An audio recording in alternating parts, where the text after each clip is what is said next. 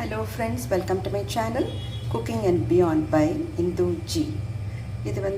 This is புளிச்சக்கீரை இல்லைன்னா இது கோங்குரா சட்னின்னு சொல்லலாம். நம்ம இது எல்லாத்தையும் நல்லெண்ணெய் வதக்கிட்டு அதுக்கப்புறமா அரைக்கணும். என்னென்ன போட்டு வதக்கிருக்குன்னா பூண்டு, காஞ்ச மிளகாய், பெருங்காயம், கருவேப்பிலை, அதுக்கப்புறம் புளி இதெல்லாம் வச்சு நல்லா வதக்கணும்.